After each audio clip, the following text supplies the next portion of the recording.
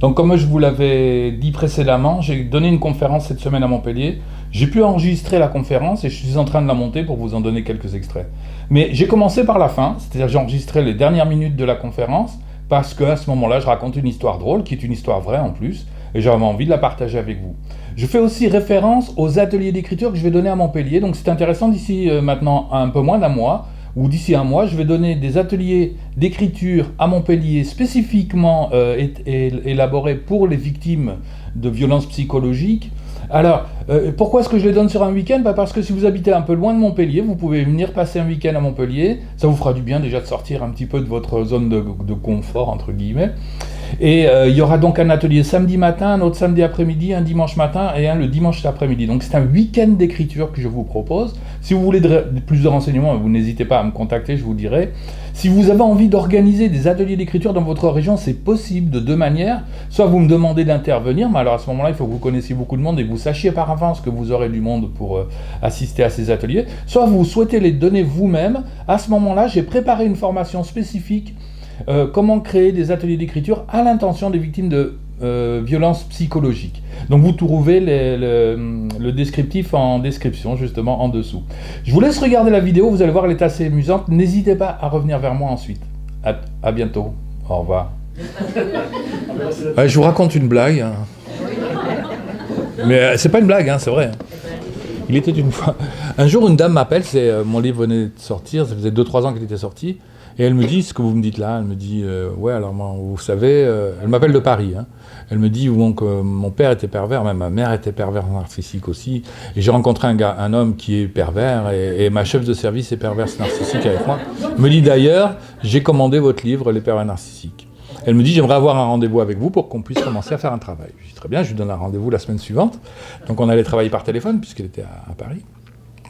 La semaine suivante, elle m'appelle, elle me dit « Oh, écoutez, je vous appelle parce qu'on a un rendez-vous, mais c'est plus la peine. » Alors, je dis « Ah bon ?»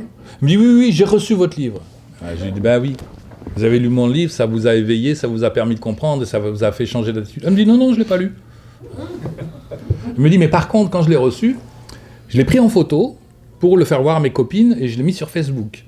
Et puis ensuite, je suis allé au travail et quand je sortais mes affaires, j'ai sorti le livre et je l'ai posé sur le bureau. Quand mon chef de service est passé, qu'il a vu Les pervers narcissiques, il a complètement changé d'attitude. Et mon copain, lui aussi, il a compris qu'il y avait danger et donc lui aussi a changé d'attitude. Donc, la solution, achetez mon livre, ne le lisez pas, vous faites un trou en haut, vous passez une corde et vous le... J'avais envie de faire des t-shirts Les pervers narcissiques. Mais elle est vraie cette histoire, elle est drôle, hein. Ouais. Mais alors, blague à part, ça voudrait dire qu'un pervers narcissique a tout à fait conscience de la... Ouais, mais était-il pervers narcissique? Je veux dire, peut-être qu'il lui cassait les pieds, qu'ils allaient un peu loin, et puis quand ils ont vu le titre du livre, ça les a fait un peu réagir aussi, hein, j'en sais rien. Et puis ce que ça a tenu sur le temps...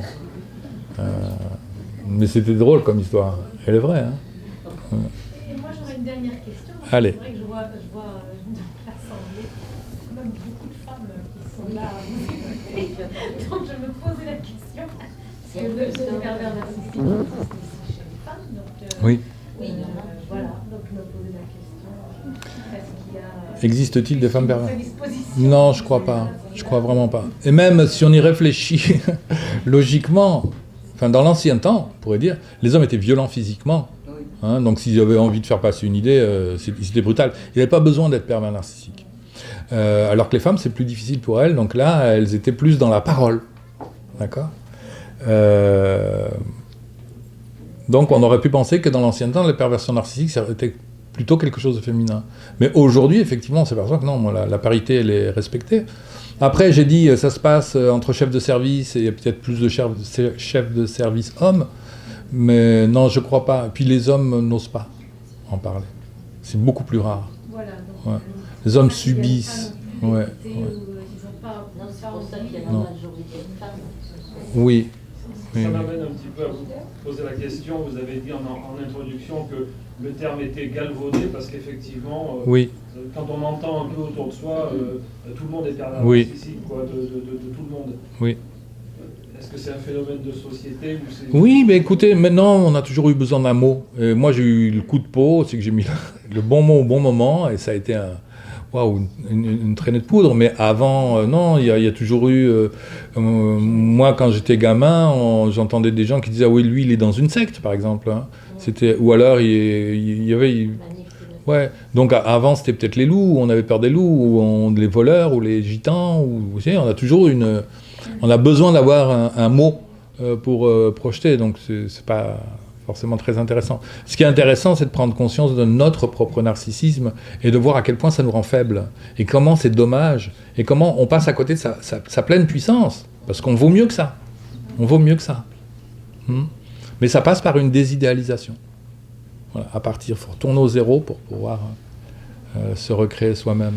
Et puis, se désidéaliser fait que la parole de l'autre va être beaucoup moins impactante sur nous.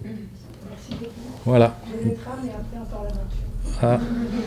De toute façon, c'est la fin. Il est 21h22, donc ça fait 1h30 déjà que nous parlons, presque 1h22. J'organise à Montpellier, avant un mois, des ateliers d'écriture spécifiques, puisque je suis écrivain et psychanalyste, et que j'ai fait notamment des formations auprès de la Société des gens de lettres à Paris, spécifiques pour les victimes de pervers narcissiques. Où il y aura 4 ateliers qui vont se dérouler sur un week-end. Le samedi matin, alors je ne me souviens plus dans quel ordre, on va parler de l'identité, ensuite on va parler de dire et s'entendre dire. Enfin, il y a 4 ateliers qui sont proposés. Si ça vous intéresse, j'ai là des petits prospectus que je tiens à votre disposition. Et puis voilà, je vous remercie beaucoup pour votre écoute et votre gentillesse.